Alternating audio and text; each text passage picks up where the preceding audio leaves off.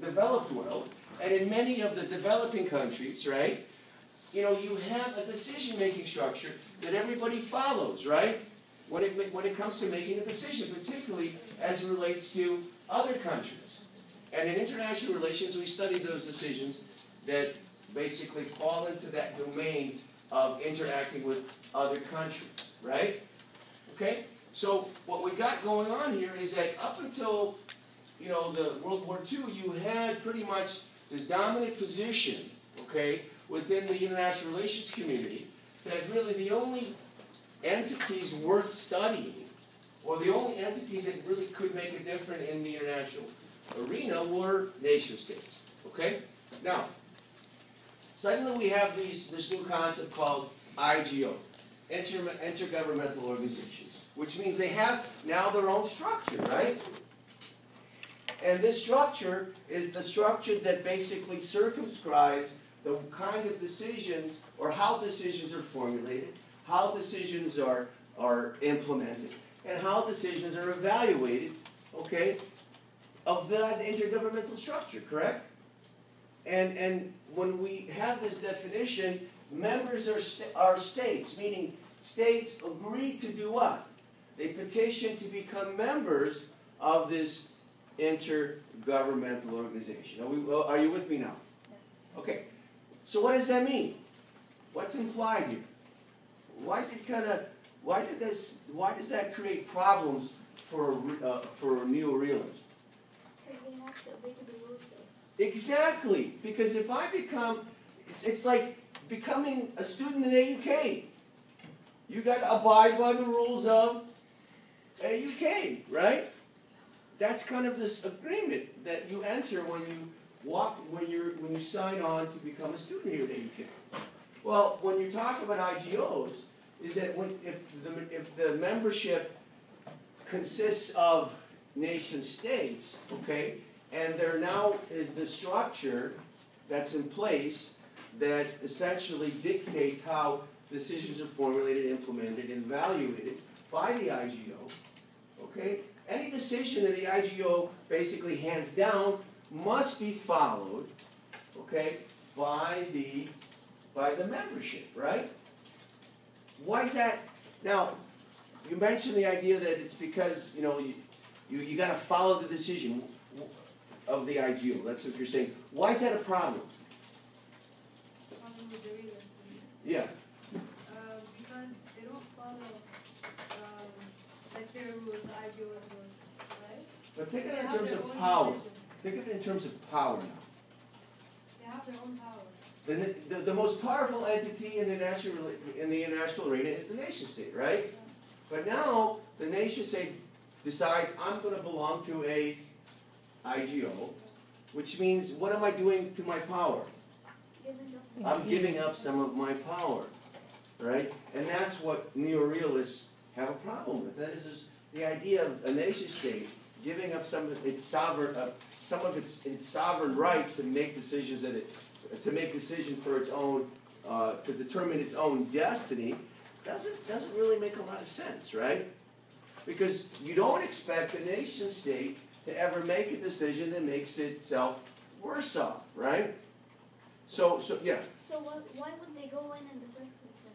Well, that's a very good question. Why would groups, okay, or nation states decide to belong to intergovernmental organizations? So they can manage the problems. Feel more secure. Yeah. Okay, feel more secure. Okay, secure. All right. You have. Think about it this way. You got a tribe. Let's say in the traditional period, pre-industrialization, right? You had tribes. You had one tribe, kind of existed over here. Another tribe existed over here. You know, who watched Lords of the Rings? Yeah. All right, you got all these different groups, right? And they have their leadership, okay? Now suddenly, for whatever reason, suddenly this tribe of really big, aggressive people starts coming through and starts destroying your village, right? Okay? And then they kind of go through. So what are you going to do next time? You're going to say, wait a second, if it happened once, it can happen again. I'm now going to do what? enter into some sort of agreement, okay, with another tribe. All right? And then maybe another tribe enters into the agreement. So now you have this kind of multilateral agreement that essentially, okay, is in place, right? But this agreement needs to be somehow enforced. That everybody who kind of joins this group abides by the conditions of this group, right? So you're going to need to have what? Some sort of structure in place to make sure that everybody's playing by the rules of the game. Yeah. So then nation states join the IGOs for protection? Well, security would be one. NATO would be an example, right? North American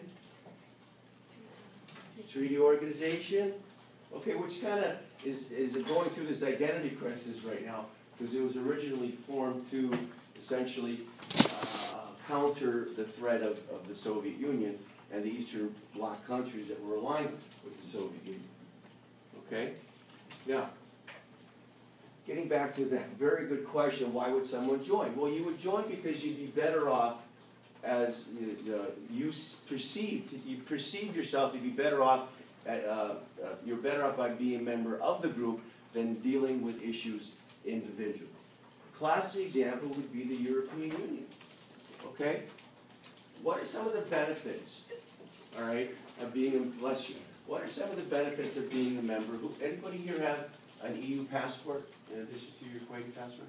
Nobody. Okay, you do. Okay, what are some of the? Sorry, raise your hand. Which country?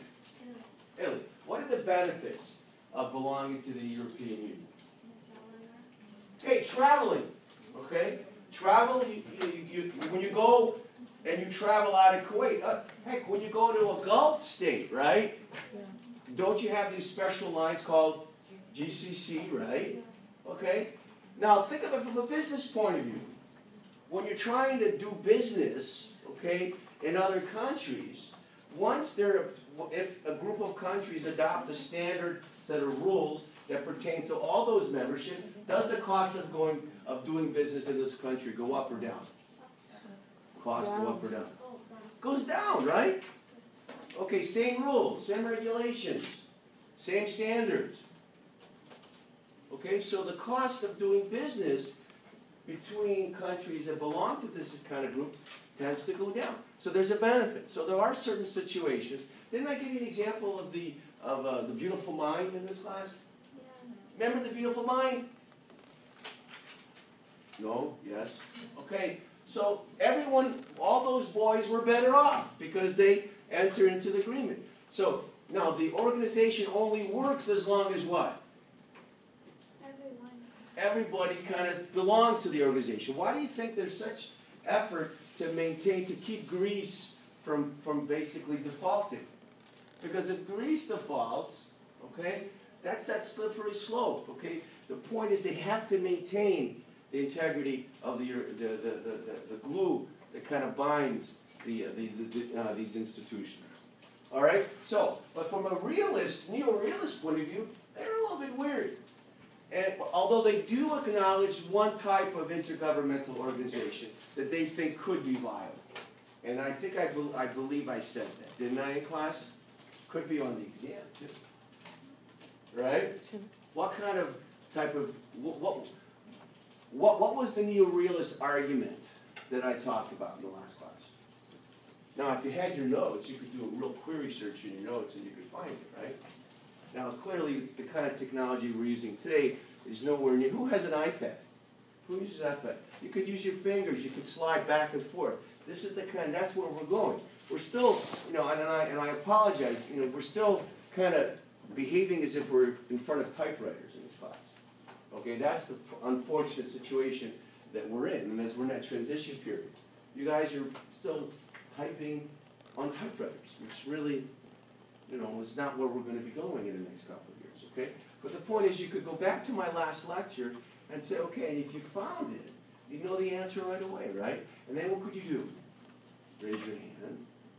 Okay, say, Professor, neo-realists basically find viability in regional organizations because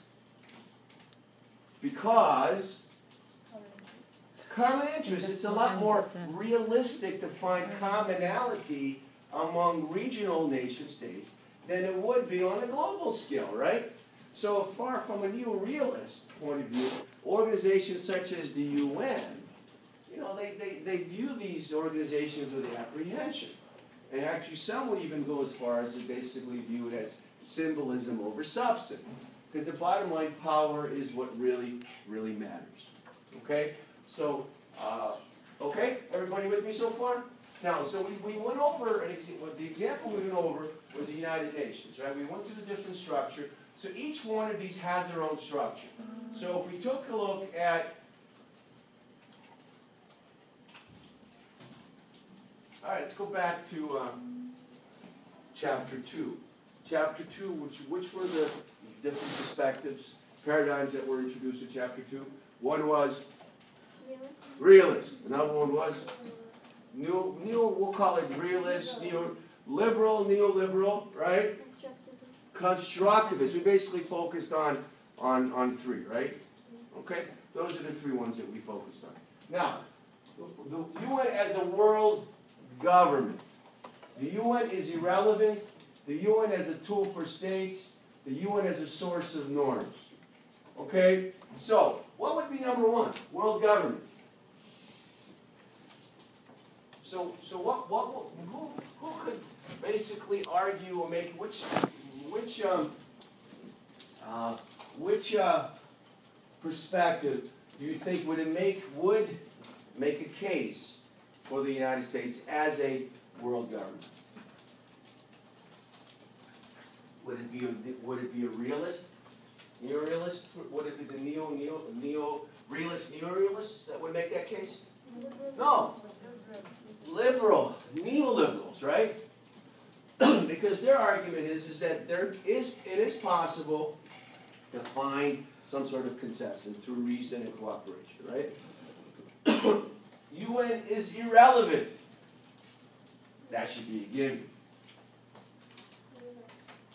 Okay, realist, neo-realist. This side's got to stay quiet.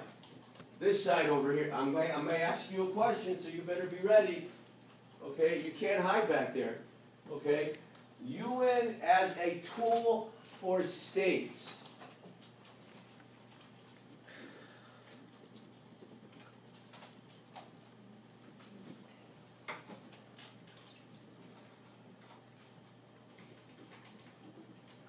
Just because we said realist, neo-realist, liberal, neoliberal doesn't mean you can't use them again. Well, okay, UN, okay, could be as a tool for states. Neo-realist, okay, fair enough. How? Why?